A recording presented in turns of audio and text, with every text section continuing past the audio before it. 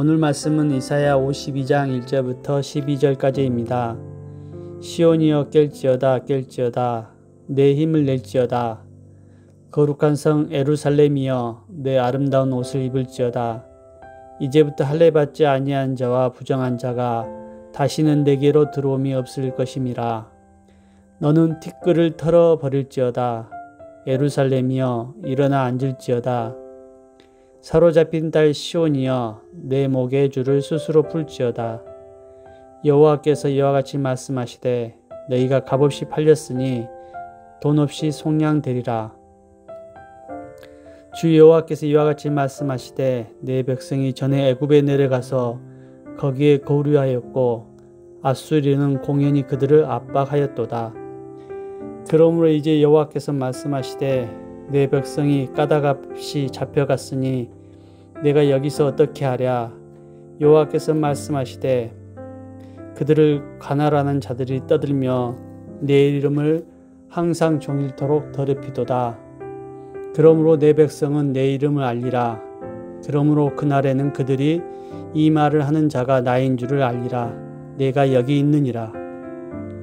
좋은 소식을 전하며 평화를 공표하며 복된 좋은 소식을 가져오며 구원을 공포하며 시온을 향하여 이르기를 내 하나님이 통치하신다 하는 자의 산을 넘는 발이 어찌 그리 아름다운가. 내 파수꾼들의 소리로다. 그들이 소리를 높여 일제히 노래하니 이는 여호와께서 시온으로 돌아오실 때에 그들의 눈이 마주보리로다. 너 예루살렘의 황폐한 곳들아 기쁜 소리를 내어 함께 노래할지어다. 이는 여호와께서 그의 백성을 위로하셨고 예루살렘을 구속하셨음이라. 여호와께서 열방의 목전에서 그의 거룩한 팔을 나타내셨으므로 땅 끝까지도 모두 우리 하나님의 구원을 보았도다. 너희는 떠날지어다 떠날지어다. 거기서 나오고 부정한 것을 만지지 말지어다. 그 가운데서 나올지어다. 여호와의 기구를 매는 자들이여 스스로 정결하게 할지어다. 여호와께서 너희 앞에서 행하시며 이스라엘의 하나님이 너희 뒤에서 호위하시리니 너희가 황급히 나오지 아니하며 도망하듯 다니지 아니하리라. 아멘.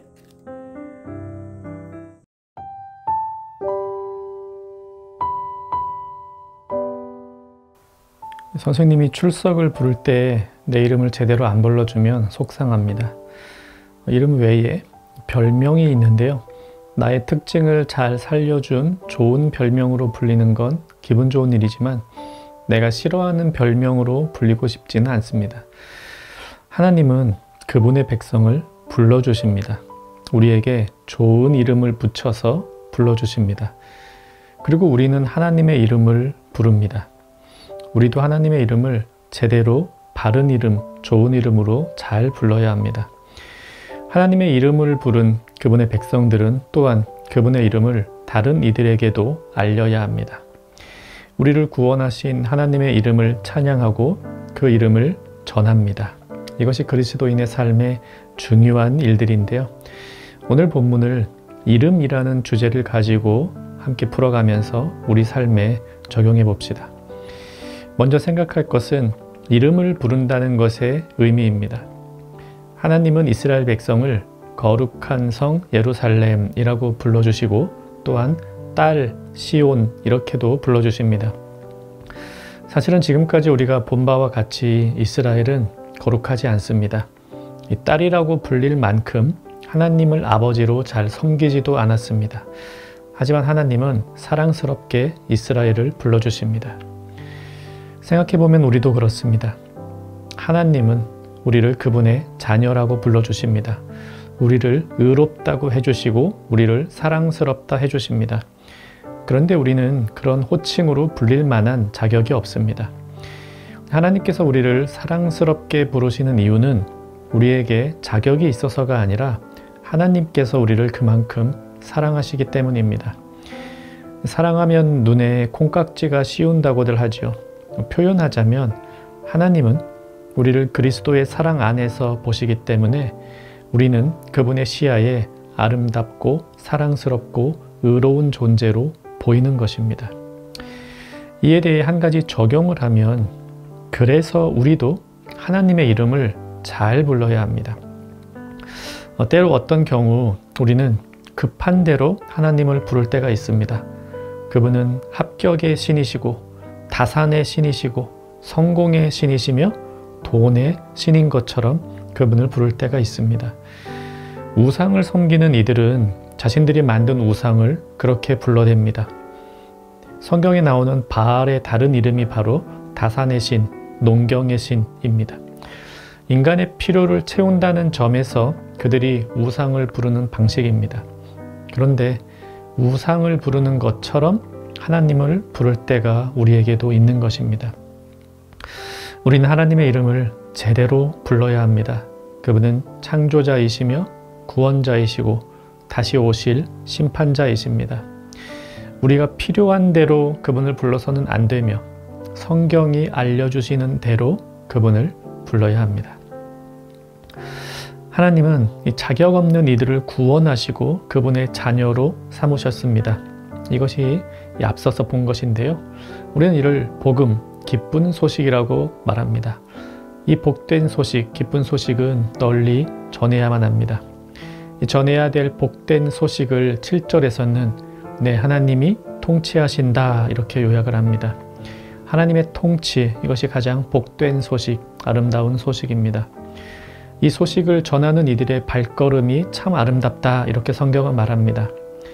네, 우리는 흔히 이 말씀을 이 복음 전하는 사람, 전도자들 혹은 선교 사역을 감당하는 사람들이 아름답다 이렇게 적용을 합니다. 물론 복음을 전하는 이들은 아름다운 이들입니다. 하지만 소식을 전하는 자들의 발이 얼마나 아름다운가 여기에 지나치게 주목해서는 안 되고요. 그들의 입에서부터 나오는 아름다운 소식 거기에 주목을 해야 됩니다. 때때로 전도와 선교 행위 자체를 지나치게 높게 보는 경향이 있습니다. 전도를 몇 명 했다. 선교지에서 어떤 열매가 있었다. 다 좋은 일이지만 사람과 그 사람이 한 행위에 집중해서는 곤란하고요. 그들이 전한 그리스도의 복음이 아름답다. 그 소문이 선하다. 이것을 잊지 않아야겠습니다. 두 가지로 오늘 본문을 보았습니다. 이름에 대한 것 그리고 소식에 대한 것인데요. 둘의 공통점이 있죠. 하나님의 이름을 제대로 불러야 하며 또한 하나님께서 행하신 기쁜 소식을 제대로 전해야 한다. 우리가 부르고 싶은 대로 하나님을 불러서는 안 되고 하나님의 복음이 아니라 전하는 사람들에게 집중해서는 안 되겠다 라고 하는 적용을 오늘 본문을 통해서 하게 됩니다. 말씀 생각하며 기도합시다. 내가 급한 대로 하나님을 함부로 부르지 않게 하시고 구원의 하나님을 제대로 부르며 높이게 하옵소서. 구원의 기쁜 소식이 우리 사회에 두루 퍼지도록 우리를 보내주옵소서. 오늘 하루 복음의 기쁜 소식을 전하는 청년가족 되기를 바랍니다.